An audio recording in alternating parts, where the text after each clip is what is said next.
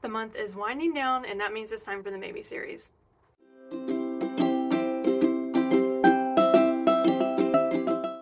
Hi, hello, and welcome back to my channel. My name is Alex, and today is the August Maybe series. I'm so excited about the August Maybes today. I'm really stoked to share these with you because it does actually have a theme this time, and I don't know how I'm gonna pick. So it's gonna be a rough selection process for me this month. Before we get into it, make sure you hit all the buttons down below so you know when I'm posting. I post every week, and all we do on this channel is talk about books. So if you like listening to people talk about books, here I am every week doing just that for you. If you're new here, the Maybe series is a post I put together towards the end of the month of what I might read in the upcoming month. So I'll pare down my list, like my final lineup, from this list that I'm going through today. The Maybe series is usually pretty short. I put a picture of the book here and I tell you why I added it to my list. Sometimes I get into the premise of the book, sometimes I don't, because sometimes I just really can't remember. But yeah, it's nothing too serious. It's just what I'm thinking about reading for the next month. I usually read 3 or 4 books a month depending on how the month goes, how busy I am, etc. So yeah, I'll pare down my final lineup from the list we go over today. And the theme for today, horror, okay? If you were with me a couple episodes ago, I said something about how I hadn't read any horror this year, and I was like literally appalled that I hadn't done that. But I've gotten so caught up in thrillers, and then I was reading a lot of like contemporary pieces or literary fiction. I was also reading a lot of romance for whatever reason. I don't know. I felt like my genres were all over the place the last 6 months, but the one genre I have not hit this year is horror, and I was really, really sad that that was the case. And so I'm just itching to read. I'm itching to read horror, and so all the books on the post today are horror, so that means that the lineup for August is going to be an all horror lineup. Except for my book club book. I run a book club, and that went to vote this month. And it was a book I picked, which like my books don't really get picked that often, so I was like super excited. And actually the book I picked, it's called The Loop, and it's supposed to be a mix between like Stranger Things and World War Z. So like I guess it could be horror. I think it's going to be more like science fiction horror, if it's horror at all. But yeah, I'm really excited about that. I'm so glad that this got into the lineup for this month. And yeah, I'll be excited to talk to you about that at the end of August. Let's not waste any more time. Let's get into it, okay? The first book on the Maybe series is Don't Fear the Reaper by Stephen Graham Jones. Alright, y'all, this has been on a lot of Maybe series. I really want to read this before we get to October. This is the sequel to My Heart is a Chainsaw, which I loved, okay? It's like indigenous folklore horror. If you haven't read Stephen Graham Jones, absolutely wonderful horror writer. And I read The Only Good Indians, and I really wanted to read more of his stuff, and so I read My Heart is a Chainsaw, and it blew me away. I absolutely love the way that he wrote that book. So Don't Fear the Reaper is the sequel. This is a trilogy, and so I'm really hoping I can read this in August, and then maybe hit the sequel, like the last part of the trilogy, in October or November. That would be really exciting. I really want to. I actually tried to get Don't Fear the Reaper in July, and it was on hold, and I couldn't get it anywhere. Like, I went on the hold list, and when it came up, like, it did come up for me. I was not in a position to, like, read that book at the time, and so I had to, like, pass on my hold. So I'm hoping to get this in August. This is the only one that I'm like for sure want to read, but again, if I don't get to it, it probably will go in the October lineup. But yeah, I really want to do this one. The next book on the Maybe series is The Haunting by Natasha Preston. Okay, I'm just gonna tell you all, the rest of the books on this list are cover vibes. And then I like looked into the book to see if it sounded good. But so like all of the books on the list, the covers, okay? The covers are just giving me everything that I want in a horror book. So when I looked this one up, it sounds interesting, okay? But I just don't know. I don't know. I think the premise now, again, like I've gone through a lot of premises in the last couple days. So I'm gonna see. I think the premise for this one is like this girl has an ex-boyfriend that ended up being like a serial killer or something, and she's still somehow in love with him. And then she like goes to a Halloween store with her friend, and like they end up going to the dressing rooms, and there's a girl that's like dead there, and she thinks it's a copycat killer, but the cops don't. I feel like that's the premise.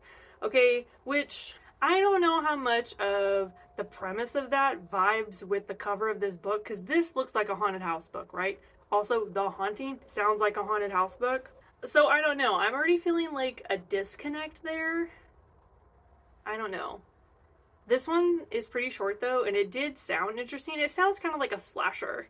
But like again, the cover and the title are not giving slasher. We'll see. We'll see if this one ends up in there. The next book on the list is Near the Bone by Christina Henry. Okay, I've read Christina Henry a number of times, and I've always liked her books. Okay, she doesn't write super horror to me, but she always has these really interesting ideas that end up giving me ultra creeps, and I just love it.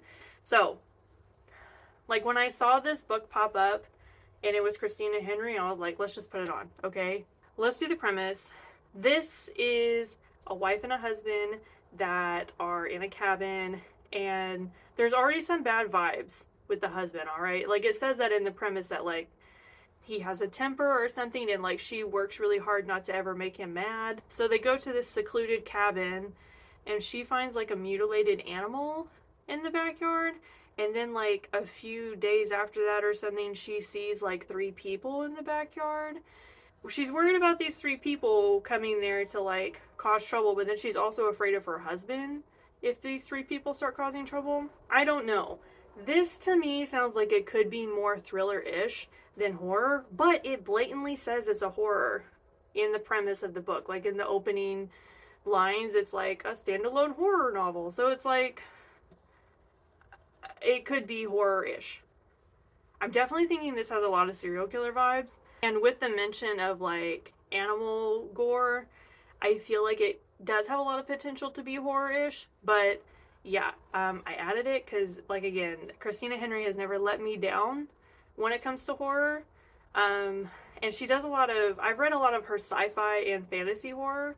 So this would actually be the first one that I think would be just strictly horror or serial horror. We'll see, okay? The next book on the list is All the Devils by Catelyn Wilson. Okay, this cover, you guys. Like, I was immediately drawn to this cover. And then I discovered some ultra disappointing news. This book is not even released yet. It's not supposed to be out until September 2024, so this would be an ARC copy of this book, which I don't think I could get. I don't even know how to do that, okay? I could probably tippy-tap around on Google and figure it out, but, like, I don't know if I'm going to want to do that. So I'll just give you the premise now, and then, like, if I'm super intrigued to read this, I will see if I can't get an advanced reader copy, but like I feel like the time has passed for that since it's literally coming out in another 2 months. But yeah, here it is, okay? So we have a young girl and her sister dies very like suddenly. I feel like this girl is probably like in her teens, like maybe 15, 16, 17, something like that. Her sister dies, she goes to the funeral, and it's not her sister's body in the casket. Okay? And then she decides, I'm going to go to the private school that my sister went to and start looking around for answers. And while she's looking around for answers at her sister's private school, like all this weird stuff starts happening. I feel like it sort of has this witchy element to it, but I can't be sure. It definitely advertised that it's a horror book too. And this really does give witchy horror vibes, like the cover and stuff. So yeah, I'd be interested in this one. The only thing that is putting me off is that it is very clearly a YA book. And the last couple times I've done YA horror, it's just been a little too tame for me. You know, I want something a little bit more. And I feel like YA horror always dances the line of horror and fantasy. It's more like witchcrafty based, which is fine. I love a good witchcraft vibe, but it's usually never crossing the line into horror enough. You know what I mean? Like I said, I was super disappointed when I found out that this book isn't out yet. And if it's fairly easy for me to get this and like available, I might give it a go, but we might just have to wait for October or next year to do this one. The next book on the list is The Woods All Black by Mandelo. Okay, the cover, right? This one's got some good vibes too. The premise for this was pretty short, and I think the book itself is pretty short, so like maybe that moves it up on my availability. So, premise.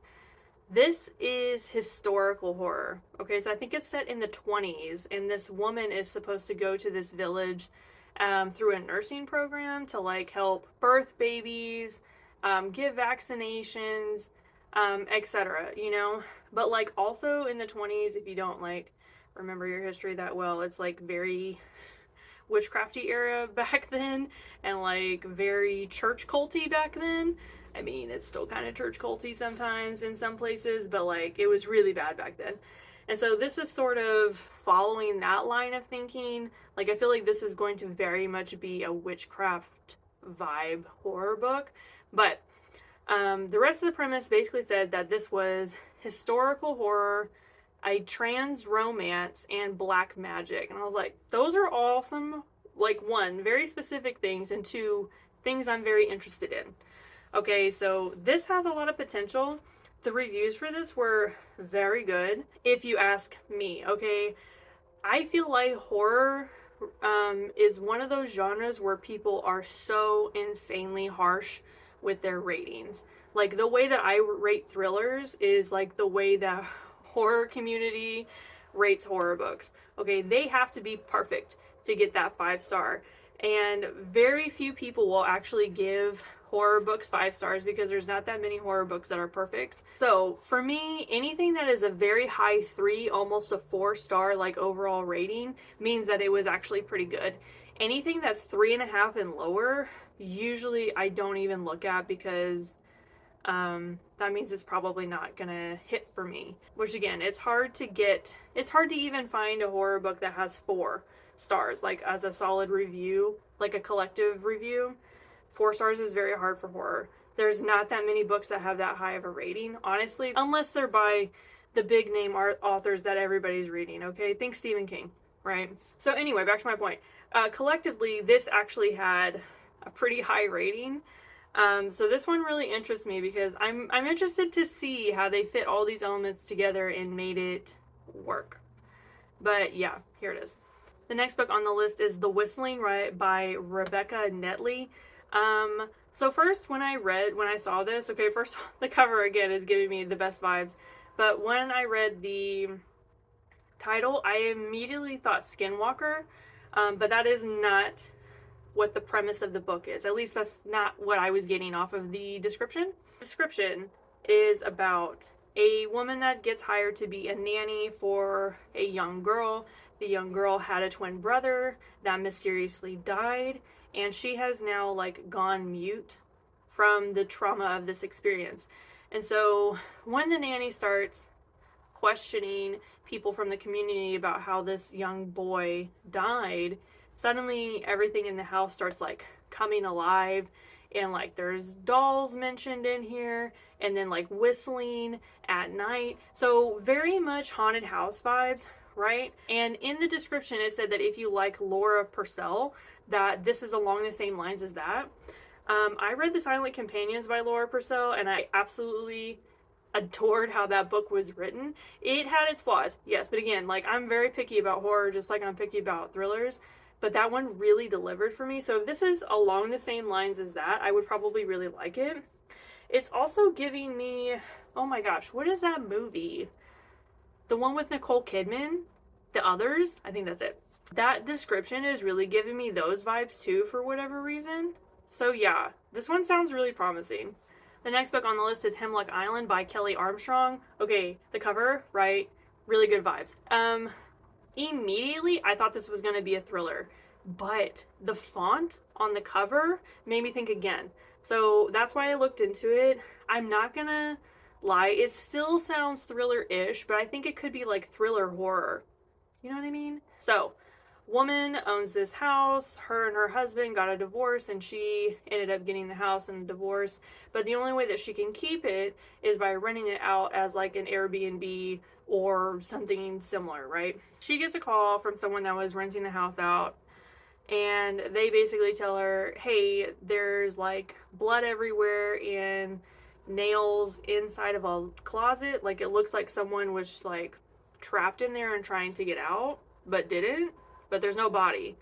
So immediately she's like, okay, well, I'm gonna have to go check it out. And like, she ends up taking like her teenage niece, and then when she gets there, she finds out that her ex-husband has also gotten the message and is there to investigate, and with him is the ex-wife's ex-best friend who is also a cop. They're going to figure this out together, okay? And somewhere along in there is going to be the horror element. Right off, I have reservations about this book, okay? First of all, why are you taking a teenage niece to a crime scene? That's exactly what it sounds like, right? It sounds like a crime scene. Why are you going to go and do that? And second of all, I feel like there's going to be a lot of weird family dynamics in this book. Not weird, but like it might get in the way. Because first of all, we have the ex-husband, which like there's going to be bad vibes there. And already in the premise, we're getting that the ex-wife that owns the house or whatever, like her best friend is the one that ended up with her ex-husband. So there's going to be some really weird tension there as well. Plus she's a cop. I don't know. I feel like there might be too many elements that are going to like annoy me before we get to even like the premise of like the crux of the issue of the book, right? This might be too much for me. Like they might have put too much in just right off the bat for me to really enjoy it. I don't want to judge it so harshly right away because it does sound interesting, but I have a feeling I might struggle with the dynamics of this book. Just because I'm already struggling with it while I'm reading the premise, I'm already like, why are we doing it like this? Like, it could either be really interesting, like, in a good way, like, it could add a lot of depth, or I feel like it could really be distracting. So maybe I'll read it just to find out which way it went. The cover was giving, this did sound very horror-ish, almost like serial horror, like I said. And I'd be interested to see what they ended up doing with the dynamics of the characters. Okay, y'all, this is the last one. It's The Haunting of Ashburn House by Darcy Coates. Okay, haunted house book, right? That's the whole vibe I'm getting here. And I'm pretty sure the premise, if I remember correctly, the premise matches with that. I think she inherited this house or whatever, and she's come on hard times, and she's like forced to go there and like revamp the house so she can live in it. I mean, this is classic haunted house, right? You know, you don't have any other options. You're forced to live there because you don't have anywhere else to go. We'll make the best of it, blah, blah, blah. But there's a reason why nobody literally lives there and it's run into ruin. And yeah, the reason it's run into ruin and no one lives there is because it's literally haunted. So yeah, I feel like the whole idea of this is pretty cut and dry. I love a good haunted house book, not gonna lie, and I haven't read one in a long time. So yeah, the last time a haunted house book came within my orbit that I wanted to read was, oh shoot, I can't think of it now. I'll put a picture of it here. But the reason I didn't read that book is it's literally so long, okay? But I really would like a haunted house book. Sometime this year. I haven't had one in a while, so maybe this will go on just because it's a pure haunted house book. Okay, that's all I have for you guys today. Actually, a pretty big list this time. And I'm super excited to like pare this down and figure out what I'm going to read. Like I said, I'm excited about my book club book too. And I think this actually fits really well into the theme that I have going for this month. And I'm excited for some good horror because it's just been a long time, you know? And then this will kind of help me also narrow down what I want to read in October. If you don't know, October is my all horror month. And so, yeah, this will kind of help me pare down, at least like chip away at my list of books that I want to read. But yeah, like I said, I'm really disappointed that I waited so long to do horror this year, but like that's just sort of how things worked out. I don't know, because now I'm sitting here like I can't backload horror into the last of the year because I'll get really burnt out really fast. But we'll just see. We'll just see how things shake out. Make sure you hit all the buttons down below so you know I'm posting. I post every week. I'm so excited about next week, you guys, to tell you about the things I read in July. I'm so excited. I'm also super excited to tell you how much I hated one of the books. If y'all know me, you know that I like to talk about books I like a lot, and then I love to talk about books that I hated. So I have a whole lot saved up for next week. For my reviews, there was one book that I just absolutely did not like, and it's a book that, it's not a book that a lot of people like, it's an author that a lot of people like, and I'm just like, completely done. Okay, yeah, I'm excited to talk to you guys about that next week. I hope you tune in. And yeah, that's all I have for you guys today. So I will see you all next time. Bye.